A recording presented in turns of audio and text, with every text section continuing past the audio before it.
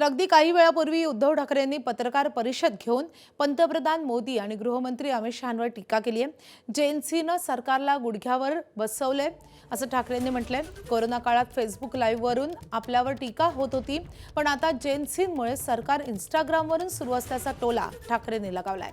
शिवाय मोदींना फुटीर खासदारांना भेटण्यास वेळ आहे, शहांना मुंबईत यायला वेळ आहे, पण संसदेत जाता येत नाही असं म्हणत त्यांनी मोदी शहांवर टीका केली आहे।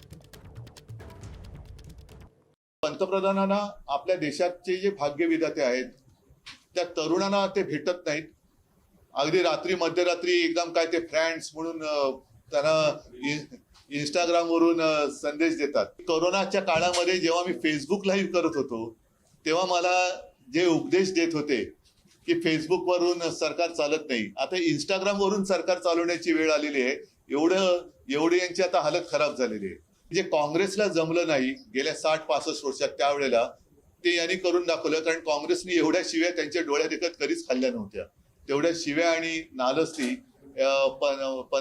माननीय पंतप्रधान आणि गृहमंत्र्यांच्या वाटेला आलेल्या आहेत। मला एका गोष्टीचं वैषम्य वाटतं की या पिढीला आधार देण्याऐवजी त्यांच्यावरती अत्यंत निर्घुणपणाने अत्याचार केले गेले आणि एवढं केल्यानंतर त्यांच्याबरोबर बोलण्याची पंतप्रधानांची तयारी नाहीये, त्यांच्याबरोबर बोलण्याची गृहमंत्र्यांची हिंमत नाहीये।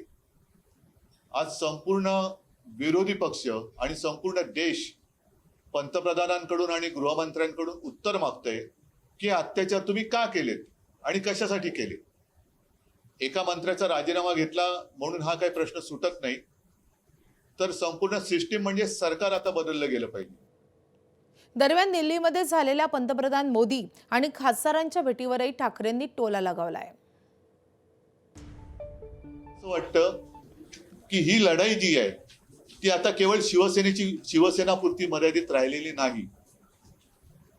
आता हा जो काही गद्दारीचा व्हायरस आहे हा व्हायरस संपूर्ण देशात पसरलेला आहे आणि कदाचित मोदींनी हा संदेश इतर पक्षातल्या होऊ शकणाऱ्या गद्दारांना पण दिलाय का की तुम्ही काळजी करू नका, गद्दारी करा, आमच्याकडे या, मी तुमच्या पाठीशी, बघूया तुमचा आपका बाल भी नहीं बाका होगा, मैं देखता हूं।